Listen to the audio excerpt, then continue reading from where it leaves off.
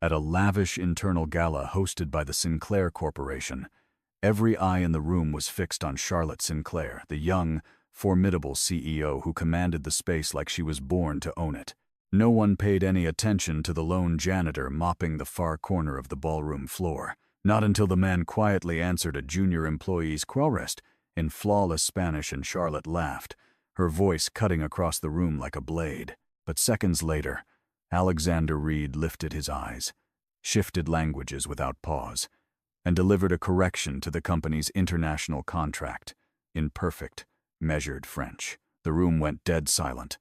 No one had any idea who he really was. Alexander Reed moved through the Sinclair Tower the way a ghost might present enough to do his work, invisible enough that no one felt the need to acknowledge him. He arrived before most employees, pushed his cart through the gleaming lobby corridors in the pale quiet of early morning, and finished his rounds long after the last executive had gone home for the night. The fluorescent lights overhead hummed steadily. The marble floors reflected his silhouette back at him. He had learned, sometime in the past few years, not to look at his own reflection for too long. He was 37, though he looked a decade older in the right light. His face carried the particular stillness of a man who had survived something he never fully talked about. Cheekbones sharp, jaw set, dark eyes that catalogued the world without volunteering what they found. His clothes were the standard-issue gray of the building's maintenance staff. His name tag said Alex. Nobody called him anything at all. At the end of his shifts, he walked 12 blocks to the apartment he rented in a quiet, slightly worn neighborhood on the west side of the city. He always stopped at the same corner store. He always bought the same thing: a carton of orange juice, a bag of pretzels, and a small bar of dark chocolate. The chocolate was for Lily. She was 9 years old and already the smartest person he knew. She greeted him at the door every evening with a drawing or a question, sometimes both. She wanted to know why the sky turned orange at sunset, why some words in French sounded like music, why people were sometimes unkind. Alexander answered each question with the same unhurried care. He had very little left in the world, and he knew it. Lily was not a small part of that little. She was nearly all of it. On his nightstand, pressed between a worn French grammar textbook and a dog-eared volume of Camus, sat a photograph he kept face down. He never explained it to Lily. She had learned not to ask. Sometimes, after she fell asleep, Alexander would sit at the kitchen table with one of his books open in front of him, reading in the low lamplight until his eyes grew heavy. He moved through French, Spanish, and Italian the way other people might flip through a magazine easily, with the practiced comfort of long habit. On those nights, the version of himself that had existed before felt very close and very far away at the same time. Charlotte Sinclair had inherited the CEO title the way most things in her life had arrived swiftly, on her own terms, before most people expected it. She was 34, the daughter of the company's founder, and she had spent the better part of a decade making sure no one confused her position with a gift. She worked 18-hour days. She read every contract before she signed it. She had restructured 3 underperforming divisions in 2 years and had not apologized once for the difficult decisions that followed. The people who worked for her respected her, or feared her, or both. The ones who tried to charm their way through meetings quickly learned that she had very little patience for performance and a nearly forensic eye for weakness. She sat at the head of every boardroom table as though the chair had been designed specifically for her posture. The building's maintenance staff, cleaners, and support workers occupied a stratum of the Sinclair Tower that Charlotte almost never thought about. She did not go out of her way to be cruel to them. She simply did not see them, not in any meaningful sense. They were part of the infrastructure of the building, like the HVAC system or the security cameras, and as long as everything functioned the way it was supposed to, she had no reason to direct her attention their way. Daniel Brooks, the company's COO, understood this about her and used it efficiently. He was 40 years old, polished, and professionally gracious in a way that left no fingerprints. He had worked alongside Charlotte for 4 years, long enough to read her blind spots and calculate their value. He was brilliant at managing the distance between what he said and what he meant. He kept his ambitions tucked neatly behind a practiced smile. The annual internal gala was his idea, a celebration of the company's record quarter, a showcase of culture and cohesion. Charlotte signed off on it without much enthusiasm. She tolerated the event as a necessary ritual of morale management. The planning fell to others. The maintenance crews were scheduled to work through the evening. The ballroom on the 42nd floor had been transformed for the occasion. Crystal fixtures spilled warm light across circular tables draped in white linen.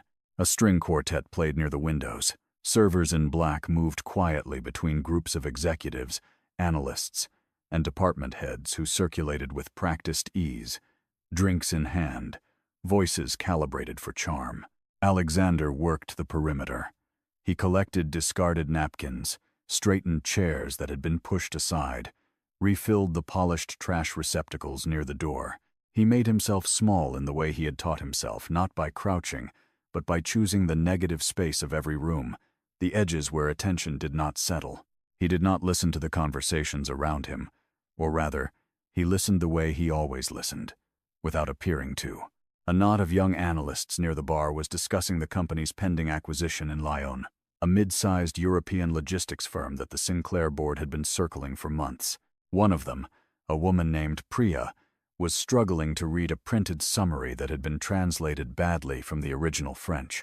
She turned to Alexander without thinking he happened to be the nearest person and pointed at a phrase on the page. "Do you know what this says?" The translator made a mess of this paragraph.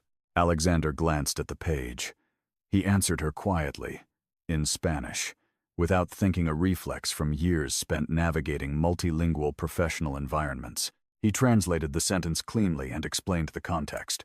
Charlotte was 6 feet away.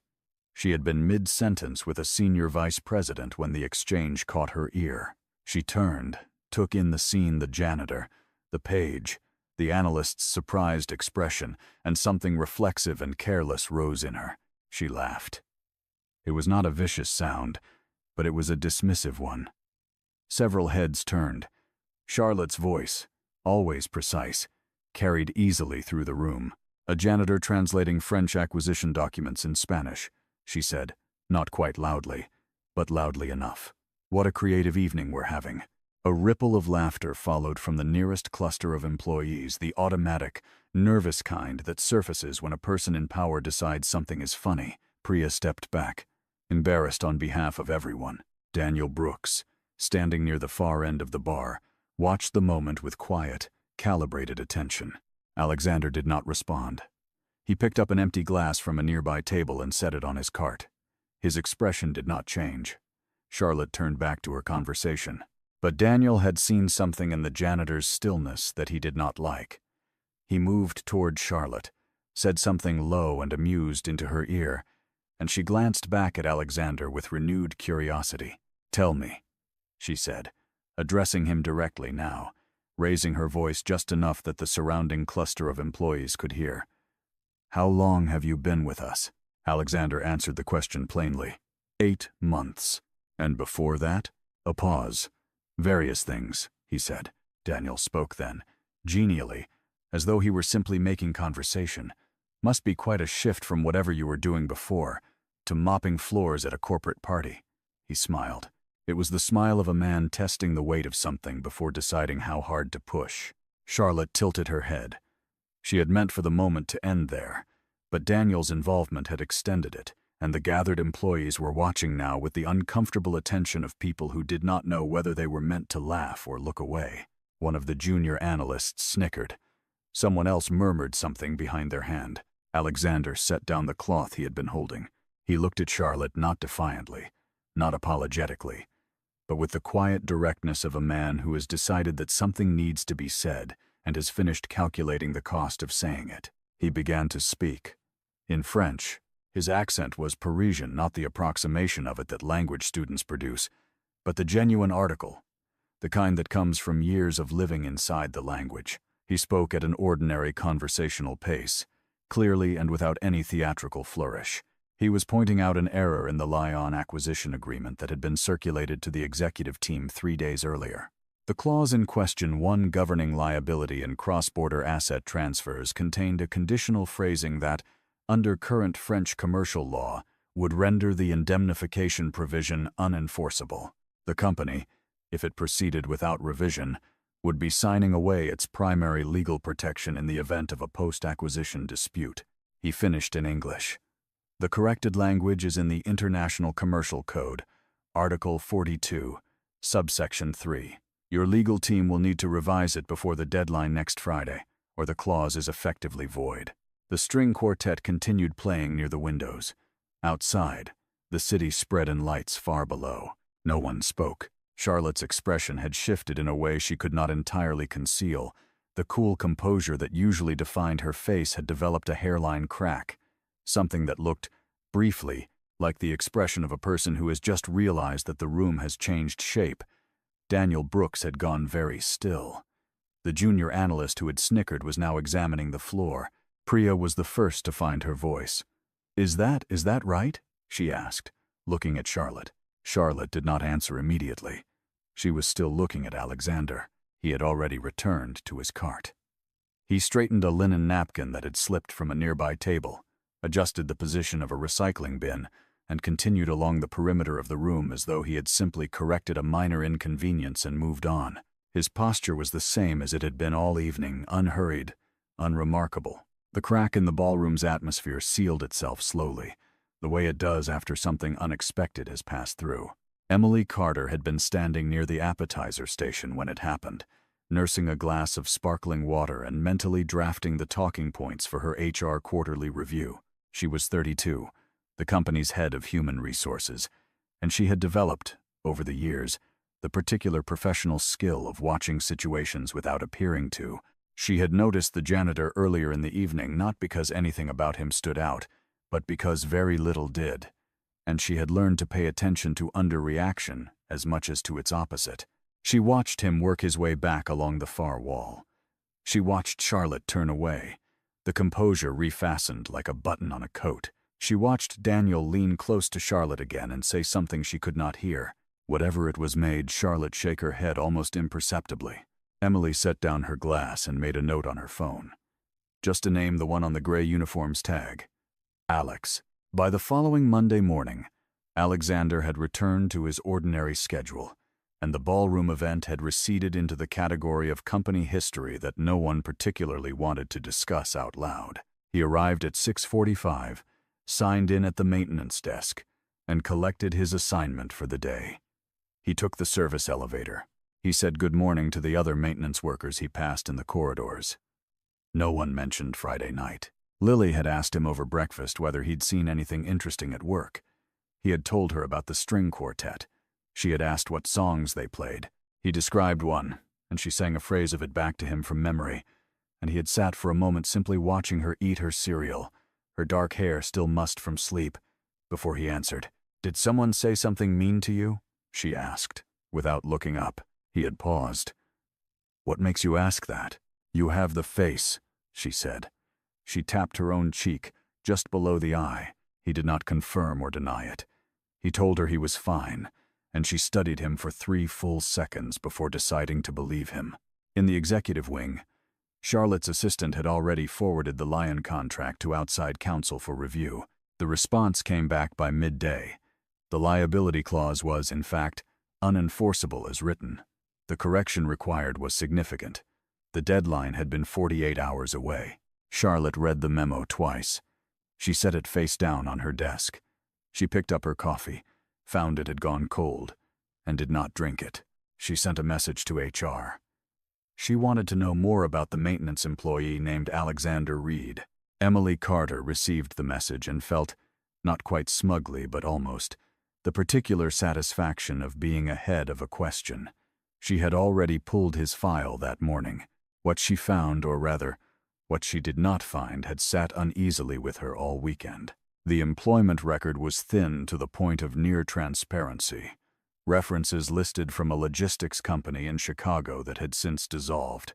A work history that accounted for 3 of the last 7 years and left the rest as blank white space. A background check that returned clean results with a tidiness that was itself slightly unusual. No debt records, no court filings, no professional associations, no alumni registrations anywhere that might trace the shape of a life lived before the city's west side, and a maintenance job on the 8th floor. Emily had been in HR long enough to know the difference between a person with nothing to find and a person who had learned how to make themselves findable as little as possible. Alexander Reed was the second kind. She submitted a more detailed inquiry to the third-party verification service the company used. She expected to wait several days for the results. Meanwhile, Daniel Brooks had made his own inquiries and reached his own conclusions. He sat in his office on the 44th floor and turned his phone over and over on the desk. His expression was not frightened exactly, but it was alert in the way that a man becomes alert when he believes the ground has shifted in a direction he cannot yet see. That same evening, Lily had found one of her father's old photographs while searching for a pencil in the kitchen drawer. She held it up two men in business attire, standing before a building she didn't recognize, somewhere with a different kind of light. One of the men was her father, younger, in a suit, laughing. "Who's the other man?" she asked. Alexander looked at the photograph for a long moment. "Someone I used to work with," he said. "What happened to him?" "We went different ways," he said, and took the photograph gently from her hands. Emily Carter received the verification results on a Thursday morning and sat with them for a long time before she did anything else. Alexander James Reed, formerly a senior analyst and international financial consultant with one of the largest European investment advisory firms, operating out of Paris and Brussels, graduate of the University of Pennsylvania's Wharton School, with postgraduate work completed at Sciences Po in Paris, fluent in English, French, Spanish, Italian, and intermediate German, recognized contributor to 3 major cross-border acquisitions in the European Union in the early years of the previous decade. And then, abruptly, nothing. A gap that opened in the record like a door closing. She dug further.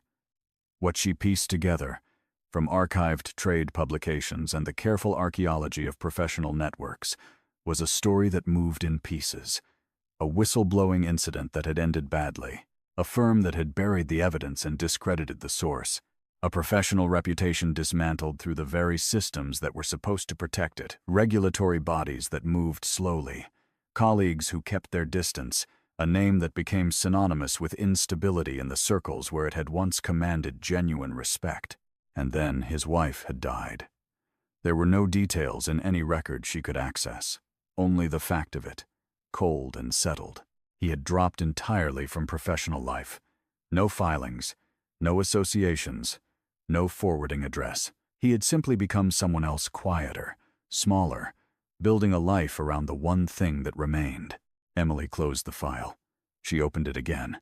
She thought about the lion claws and the party and the laugh that had preceded it. Daniel Brooks had spent the better part of the previous 6 weeks engineering a deal that he had told no one about in full. He had been running parallel negotiations with a private equity group interested in acquiring a controlling stake in 2 of the Sinclair Corporation's most profitable subsidiaries, a deal structured in a way that would benefit Daniel personally and significantly, while leaving Charlotte holding a company that was worth considerably less than she believed. He had been careful. Every communication had been routed through personal accounts. Every meeting had been conducted off-site. The legal architecture was dense enough that a standard audit would have required months to fully untangle. He was confident in the structure's opacity. He did not know that Alexander had spent weeks watching the building's patterns, the couriers who arrived on irregular schedules, the particular executive assistant who always stayed late on the nights Daniel worked past 8, the documents that were sent to outside advisors whose names did not appear in any company directory. Alexander noticed things the way he had always noticed things, quietly, without comment, cataloging them in the back of his mind where they accumulated in their own time. Then Lily got sick. It was nothing immediately dangerous, a respiratory infection that turned into a week of fever and missed school and pharmacy runs in the evening cold, but she needed a specialist, and the specialist required an out-of-pocket payment that Alexander did not have. He sat at the kitchen table the night after the doctor's appointment and laid out the numbers on a legal pad in the small, careful handwriting he used for things that needed to be exact. The numbers did not change no matter how he arranged them. He looked at his legal pad for a long time. He thought about the shareholder meeting scheduled for the following Tuesday. He thought about what he knew and what knowing it cost him to do nothing with. He thought about Lily, asleep in the next room, breathing steadily through the humidifier he had borrowed from his neighbor. He folded the legal pad and put it away. He already knew what he was going to do. The quarterly shareholder meeting convened on the 45th floor at 9 in the morning, in a room built for exactly this kind of theater. Long windows, oval table, leather chairs arranged by rank. Charlotte sat at the head. Daniel sat 2 positions to her left, composed and unhurried. The room was populated with board members, senior executives, outside investors, and the company's legal team. Daniel had structured his presentation for the morning's second agenda item, a proposal to restructure the company's subsidiary holdings in a way that would, he explained, maximize efficiency and return shareholder value. His slides were elegant. His language was precise. He had rehearsed the transition points so that the narrative moved without friction toward the conclusion he had designed. He was 3 minutes into his presentation when the door opened. Alexander Reed stood in the doorway in his gray maintenance uniform. He was carrying a folder. The room's attention reconfigured itself with the confusion of people who cannot immediately parse what they are seeing. Charlotte's expression tightened. Daniel's hands stilled on the table. "I apologize for the interruption," Alexander said, in English, clearly and without hurry. "There are documents this board needs to see before any vote is taken." He set the folder on the table.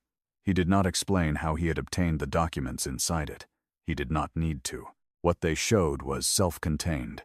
Communication records, transaction logs, the private equity contacts, the proposed deal terms, and a financial model that demonstrated precisely how the restructuring would strip roughly 40% of the company's value out of Charlotte's hands, and into an arrangement that benefited no one at this table except Daniel. "Brooks."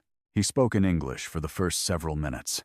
Then, when he reached the section pertaining to the European regulatory filings documents in French, and with legal language that required specific interpretation, he shifted languages without announcement, translating and annotating in real time, for the board members leaning forward over the folder, pointing at clauses with the focused precision of someone who had spent years doing exactly this kind of work. The room processed what it was hearing in stages. First silence, then the particular charged quiet of people recalibrating, then the sound of Charlotte's chair as she stood. Daniel said, very quietly, "This is absurd." No one agreed with him out loud. The board called a recess. Charlotte's legal team took the folder. 2 board members stepped out of the room with their phones. Daniel sat for another 40 seconds before he also stood, adjusted his jacket, and left through the side door without speaking again. Charlotte stood at the window during the recess, looking out at the city below. Emily Carter came to stand beside her. Neither of them spoke for a while. "How long have you known?" Charlotte asked finally. "A week," Emily said. "About him. About Daniel, I suspected. I didn't have confirmation until this morning." Charlotte nodded. She pressed one hand against the window glass briefly, then let it fall. Alexander was in the corridor when Charlotte came out of the conference room. She had sent the legal team back inside and walked out alone. He was standing near the window at the end of the hall, the folder now in the hands of the people who needed it, his own hands empty at his sides. She stood in front of him for a moment. Then she said, "I owe you an apology." "More than one," he said, not unkindly, simply as a fact. She absorbed that. "You're right." She paused. "I didn't know what I was looking at. I didn't treat you like a person, and then you saved the company from a man I trusted completely." She stopped. Whatever she had prepared to say next hadn't quite survived the moment of actually saying it. "I don't know what I'm supposed to offer someone in that position." "You don't have to offer me anything," he said. "I didn't do it for the company." She studied him. "Why did you do it?" He thought of Lily at the kitchen table, asking him if someone had said something mean. He thought of the photograph in the drawer and the man in the suit who had once been the other man standing beside him. He thought of how long it had taken him to understand that quiet was not the same as invisible, and that invisible was not the same as gone. "Because it was the right thing," he said. Charlotte looked at him for a moment longer, not with the evaluating gaze she brought to boardrooms, but with something less defended than that. Then she said, "I'd like to offer you something anyway, if you're willing to hear it." The offer was an advisory role consulting on international acquisitions and cross-border contract review, on a structured part-time arrangement that would give him flexibility for Lily's school schedule. It was not a grand reinstatement. It was not a dramatic return. Charlotte had been thoughtful enough to know that neither of those things was what he needed. Alexander asked for 2 days to think about it.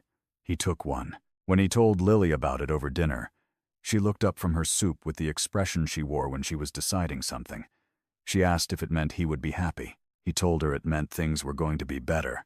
She considered this seriously. Is that the same thing? Sometimes, he said. Close enough. She reached across the table and patted his hand once, with the solemn authority of a person who has been the adult in a room many more times than she should have had to be. The weeks that followed had the ordinary quality of things that are changing without making a noise about it. Alexander kept a portion of his schedule at the building he'd asked to, which had confused the maintenance director and touched Emily Carter in a way she did not mention to anyone. He began the advisory work in a small office on the 38th floor that had a window and a desk and a coat hook on the wall. He brought one of his books. He set it on the desk. Charlotte had changed something in the way she moved through the building. She still walked fast and thought faster, but she had begun doing a thing she had not done before, stopping in hallways, in the lobby, in the service corridors, when she happened to be in them, to speak to the people who worked there, not performatively. Just briefly, the way one human being speaks to another when they decide the other person is worth speaking to. It was a small thing. Most significant changes are. Emily noticed it. She did not say anything. She simply noted it, the way she noted most things, and filed it somewhere useful. One afternoon, Charlotte stopped by the 38th floor office. She stood in the doorway. Alexander looked up from the documents spread across his desk. She said, "The Lion acquisition closes Friday." "I know," he said. The revised clause held. She nodded. She almost smiled, not quite. Then she said, "Lily's doing better?" "She is," he said. "She wants to learn French." Something shifted in Charlotte's expression, then a softening so brief it might have been imagined, except that it wasn't. "She should," she said. "It's a good language." She left the doorway. He heard her heels down the corridor, steady and unhurried. On a Saturday 3 weeks later, Lily sat cross-legged on the living room floor with a book open in her lap, a beginner's French reader that Alexander had found at the library. She was sounding out words quietly to herself, trying each syllable with the patience of someone who believes the thing she is learning is worth the difficulty of learning it. Charlotte arrived at 4. As they had arranged, she had offered to help Alexander review a set of documents, and there was no particular reason for a conference room when his living room table was just as quiet. She knocked. Lily opened the door. Lily studied her with the frank appraisal of a 9-year-old encountering an adult on new terms. Then she looked at the badge Charlotte was still wearing from that morning, her name printed clearly. "You're Charlotte," Lily said. "I am," Charlotte said. Lily considered her for another moment. Then she stepped back from the door and said, in her careful, newly minted French, "Entrez, s'il vous plaît. Come in, please." Charlotte stood still in the doorway for just a second. Then she stepped inside.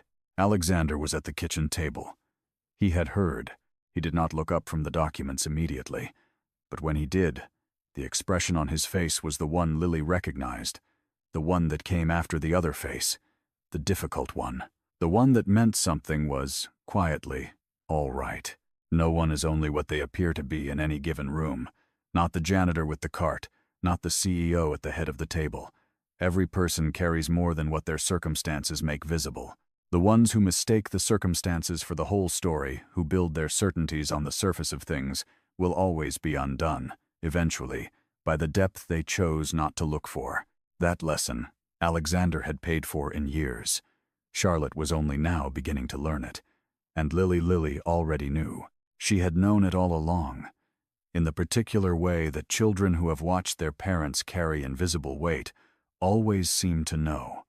That the most important things about a person are usually the things they do not say, in the moments when saying nothing takes everything they have.